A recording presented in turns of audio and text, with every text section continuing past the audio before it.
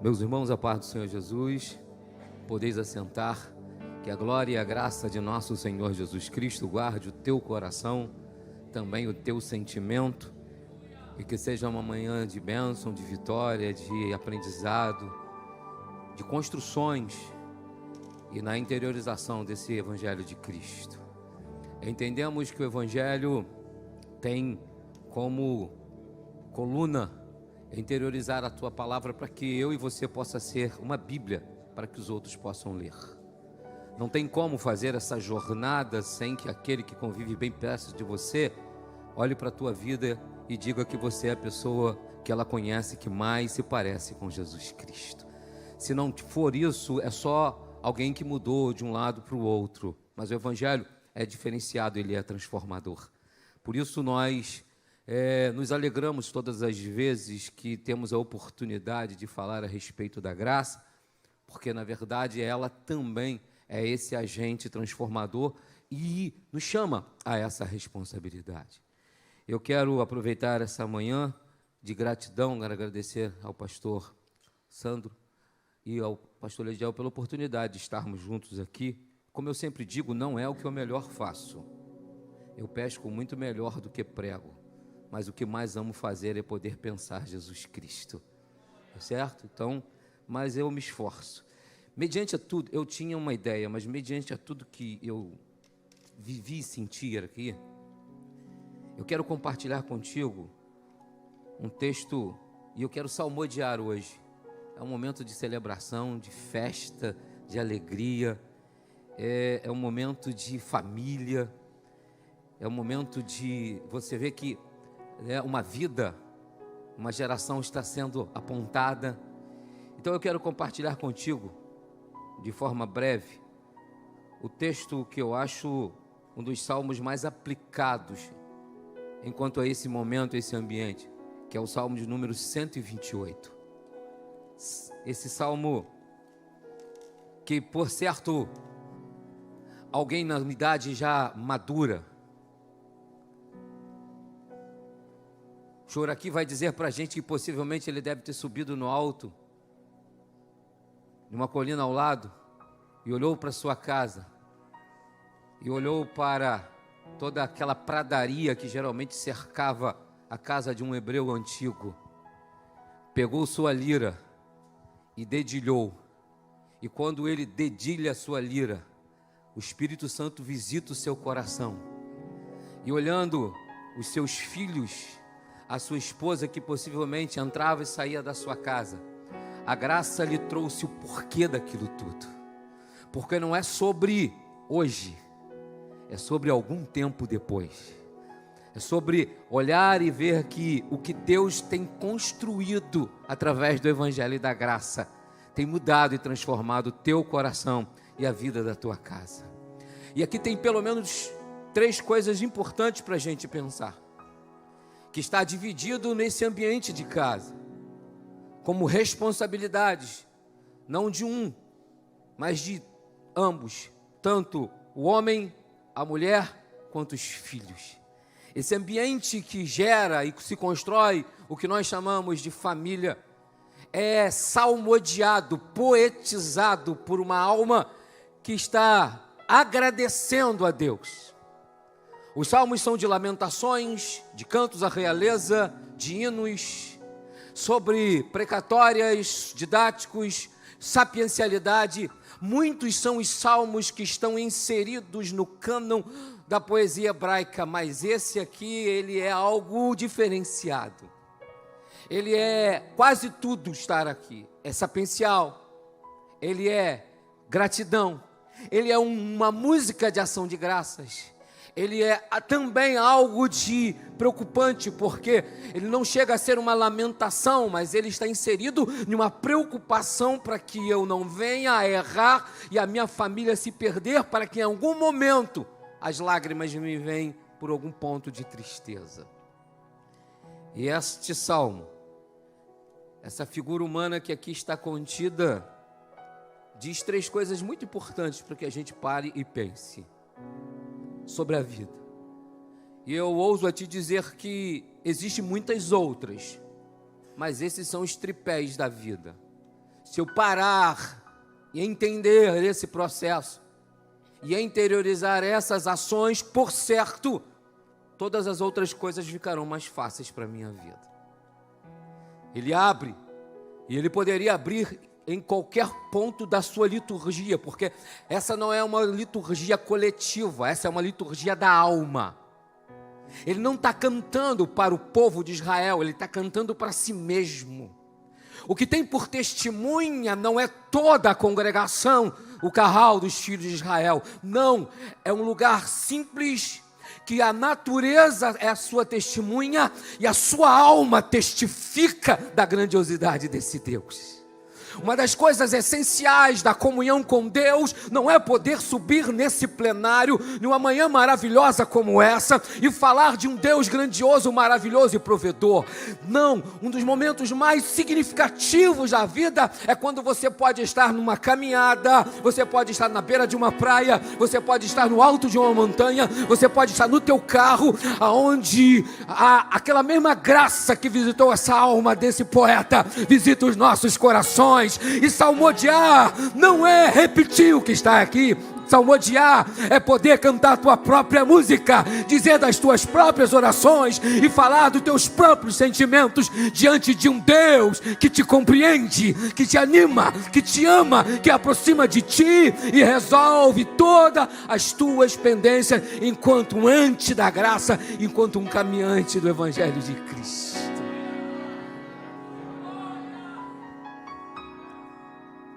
Eu gosto de um poeta e um escritor, depois você pode procurar, chamado André Chouraqui. Ele é um argelino naturalizado na França, que escreveu e traduziu a Bíblia de forma literal.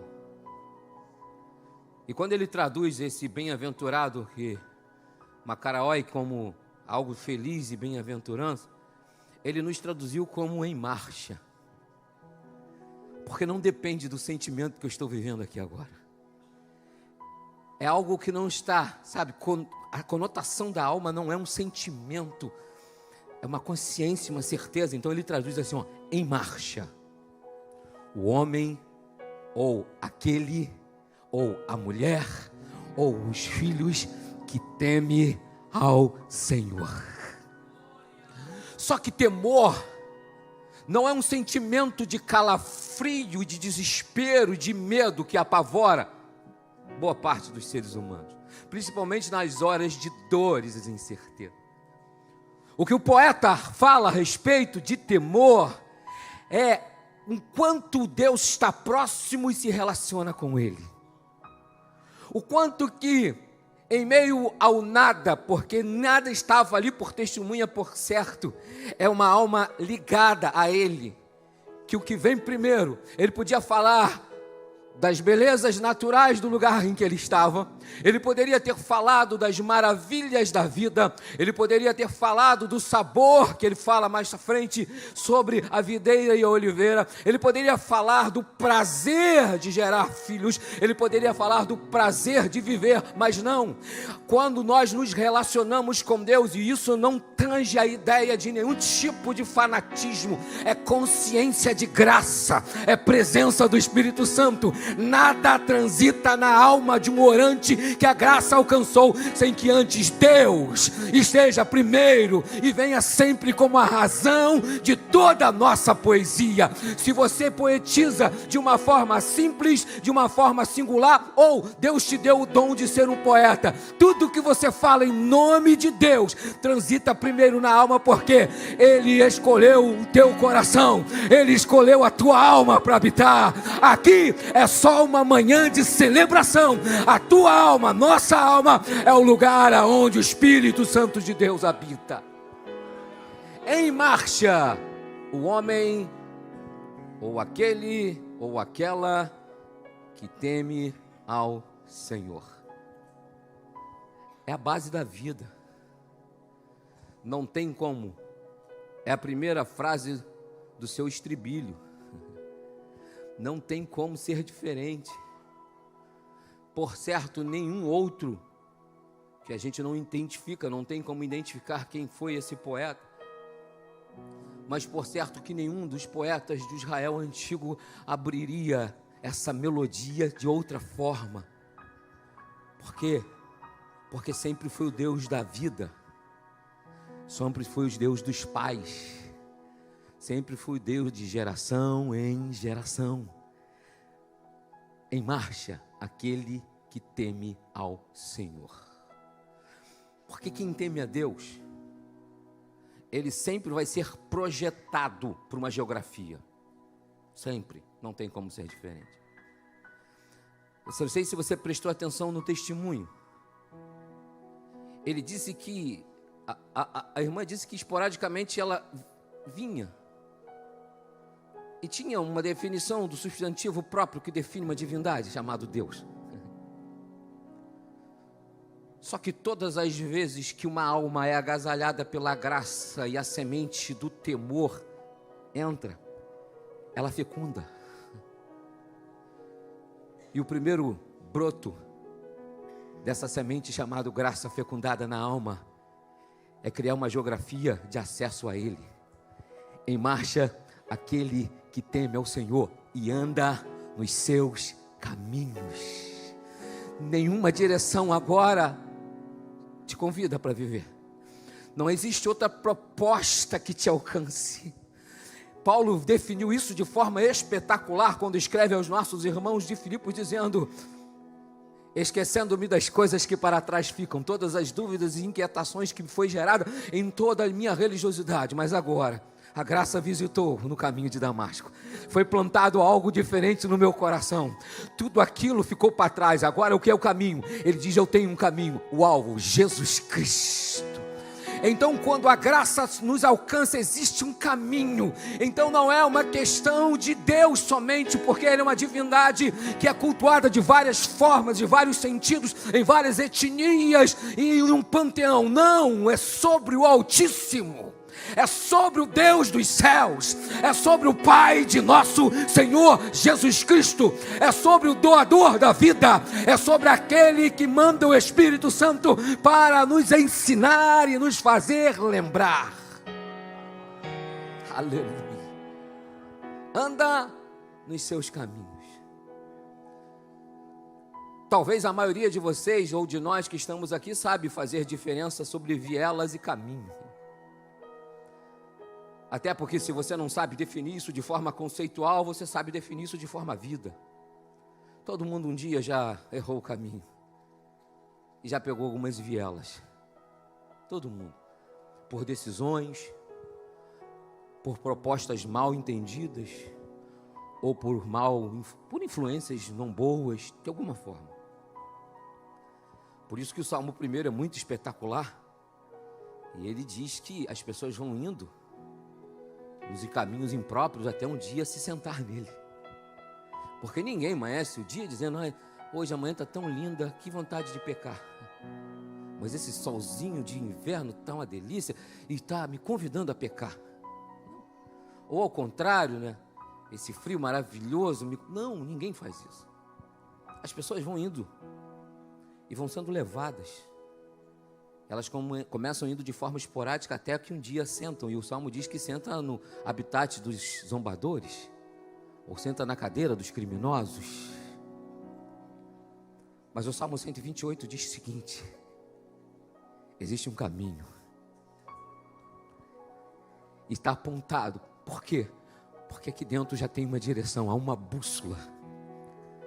Há um norte aqui dentro dessa alma. Mesmo que eu queira errar o caminho, a bússola da graça sempre aponta para o norte da salvação. E está dizendo: bem-aventurado, ou em marcha, ou feliz. É você que teme a Deus e agora prossegue numa jornada de vida e anda nos seus caminhos. Essa é a primeira ideia. A segunda ideia nos chama a uma responsabilidade de ser humano e de vida. Ele diz: comerás do trabalho das tuas mãos. Isso é bom, maravilhoso. Isso vai te fazer ter uma vida melhor. É um convite às responsabilidades, porque a ideia de trabalho, quando a gente lê, tem um cara chamado Vox, ele escreve sobre as instituições de Israel, e quando ele fala sobre família, ele faz uma descrição muito interessante sobre as responsabilidades. Elas eram diretas e pequenas. Uma criança fazia o desmame e já ia direto. As meninas cuidavam dos lares com a mãe e os filhos, e iam com o pai, ou para campear as suas cabras e suas ovelhas, ou para a agricultura, que já, eles são de uma cultura pastoril, mas depois da terra de Canaã também se é inserido na cultura do hebraísmo antigo, a agricultura, ou nos artesãos. O filho primogênito tinha uma responsabilidade mais pesada, que era de assumir, seguir o que o pai fazia, mas os outros ajudavam. Então as responsabilidades sempre foram muito cedo. Não havia essa facilidade de deixar e ir levando. Hoje nós somos punidos muitas das vezes. Por quê? Porque não damos responsabilidade. Ninguém está falando em você tirar o teu filho, queimar as fases dele. Não. Ele tem que ser criança, tem que ser adolescente, tem que ser jovem, mas com responsabilidade. O que acontece hoje é que a gente deixa correr frouxo, e quando chega numa certa idade, não se tem mais controle. Você fica assustado com os desrespeitos, com as falas pesadas, sabe, com a ausência. Outro dia eu fui ficar assustado, uma família foi me visitar, e a menina, que deve ter uns 14 anos, ela chegou, e é conhecido de muito tempo. Não é alguém que a gente não tem intimidade. Não falou nada, falou assim: qual é a senha do Wi-Fi? Aí eu: boa tarde, você está bem? Meu nome não é Wi-Fi. No mínimo tio. É isso. Você não pode queimar as etapas da tua família, mas você tem que dar as responsabilidades devidas para ela. Comerás do trabalho, ela vai aprender a ter responsabilidade.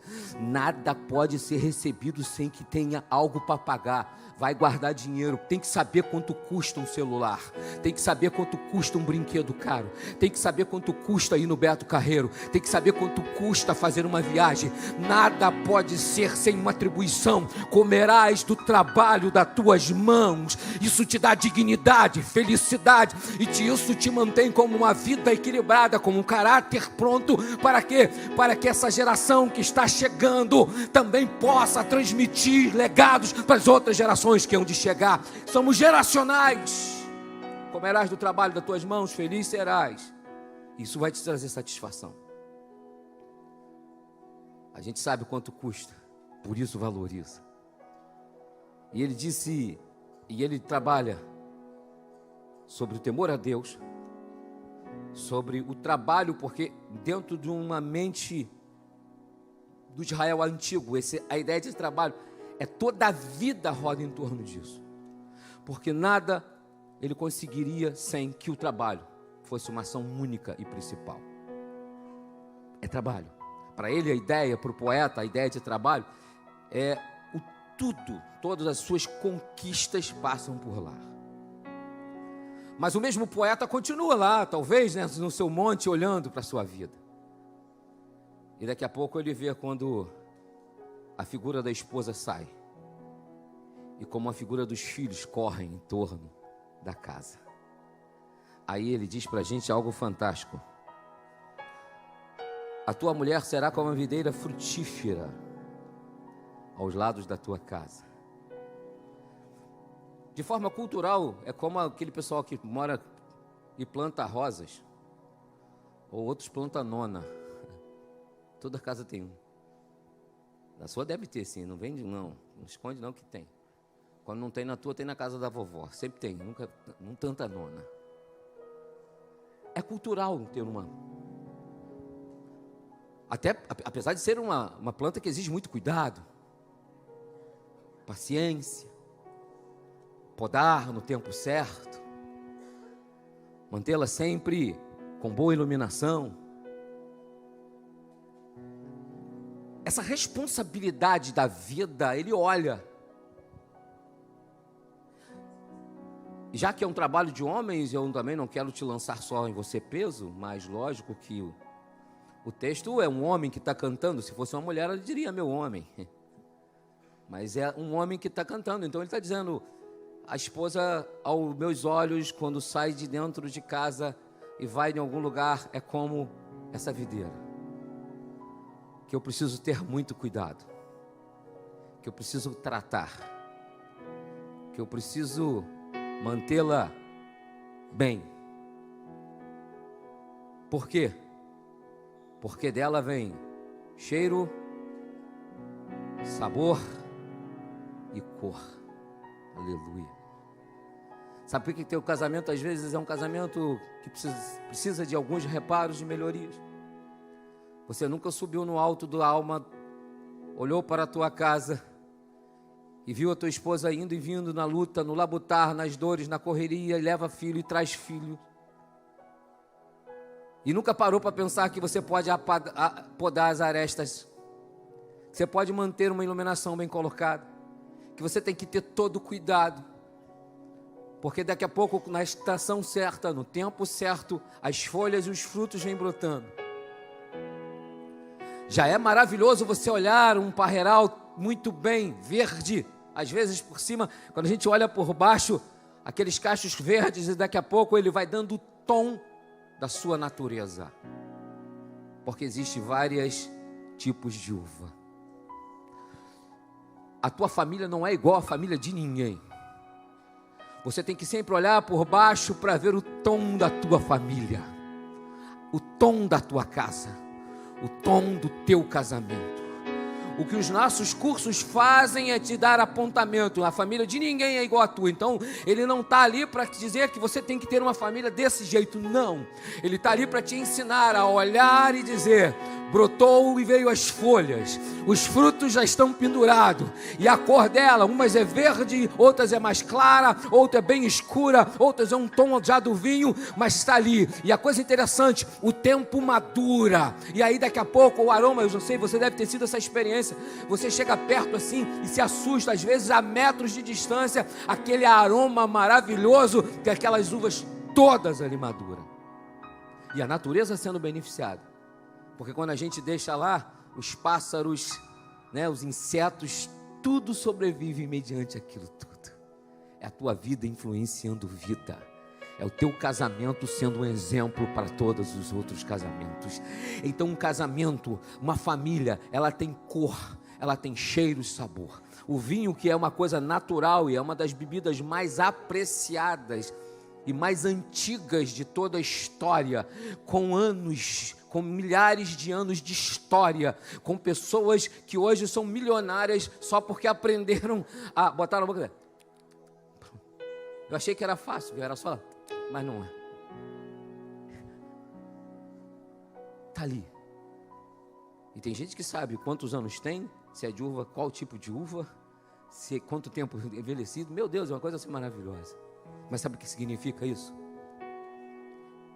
É que aquele material produz um sabor único. O teu casamento precisa produzir um sabor único.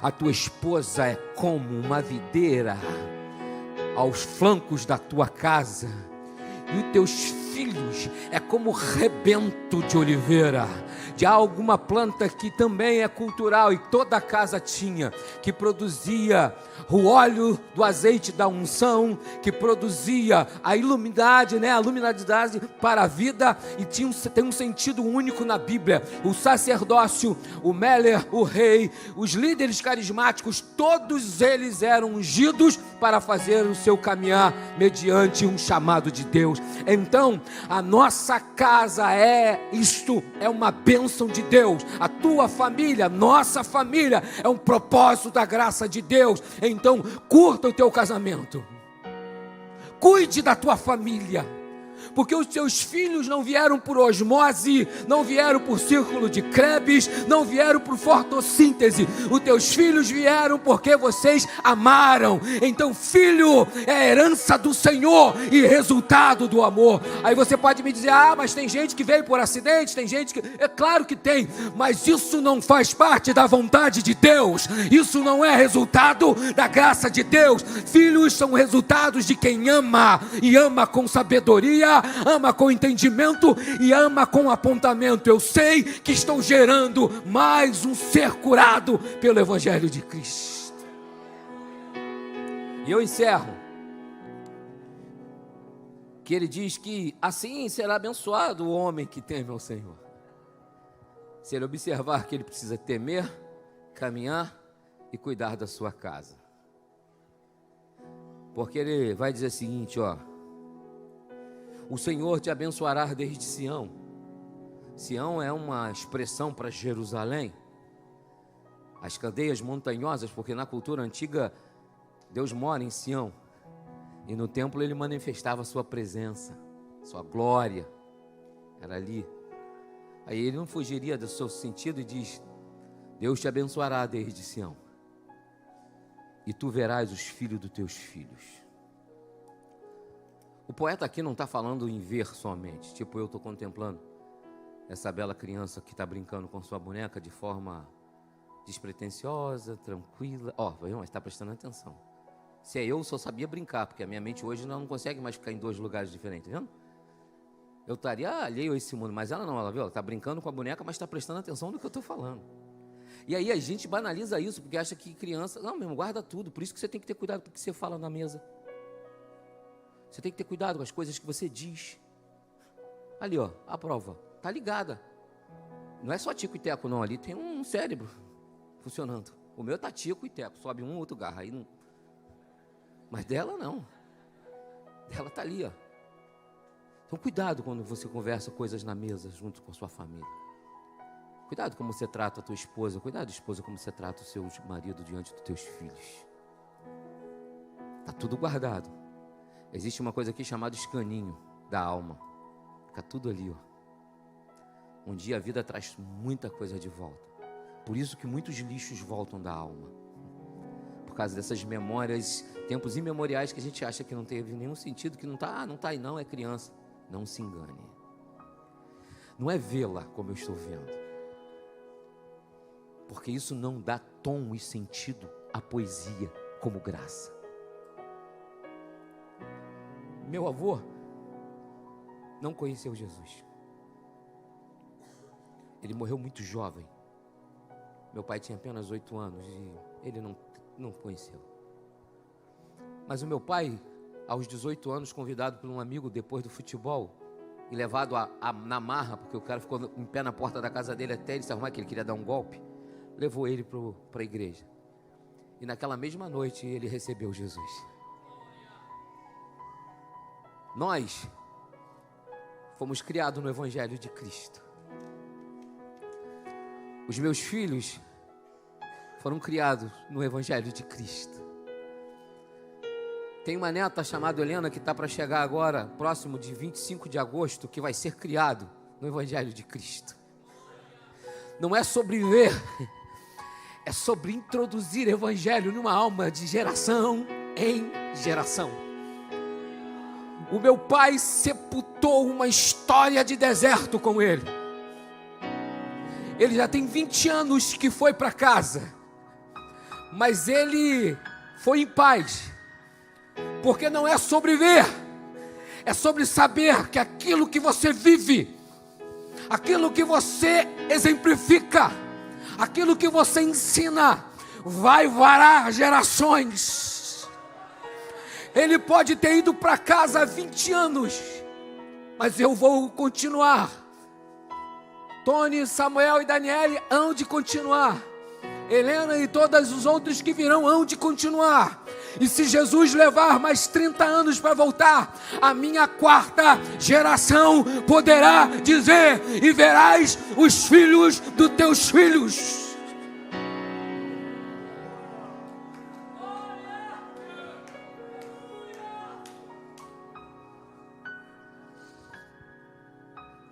A vida passa, nós passamos juntos, mas como foi ensinado ontem aqui, legado não é coisas grandes. Legado é poder sentar numa roda de casa, num almoço especial de aniversário, de Natal, daqui a 3 gerações, e dizer: o vô Tony deixou algumas coisas escritas, disse algumas coisas, foi a figura engraçada, que não é um Tony diferente do púlpito, nem um Tony diferente de casa.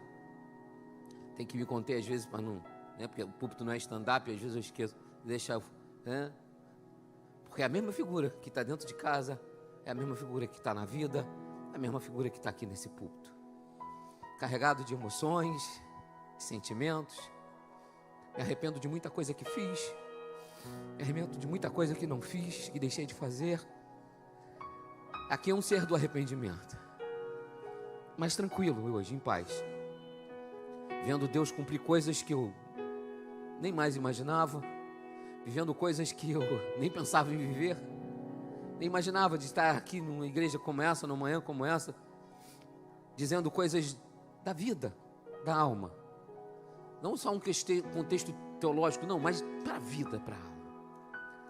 E minha oração nessa manhã é que você tenha isso muito bem definido no teu coração. Eu não vou ver os meus filhos porque eu os peguei no braço. Eu não vou ver os meus netos porque Deus deu saúde para eu pegar eles no braço. Eu não vou estar aqui daqui um pouco. Eu tenho certeza disso, que eu vou para casa, mas muito em paz.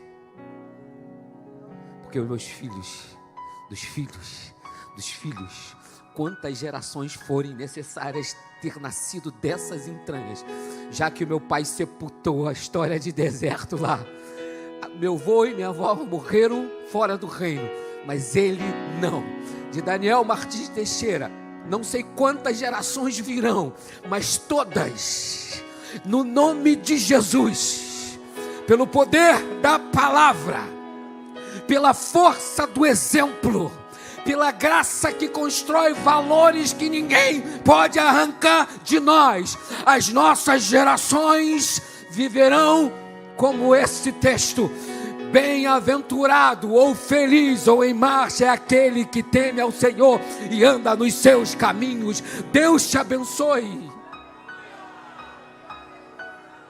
Que a graça do Eterno transmita ao teu coração aquilo que eu não consegui, porque eu sou um ser limitado, porque eu sei que tem conceitos, preconceitos. Há muitas pessoas que aqui ainda estão em fases de tratamentos, e elas quase sempre analisam mais do que interiorizam.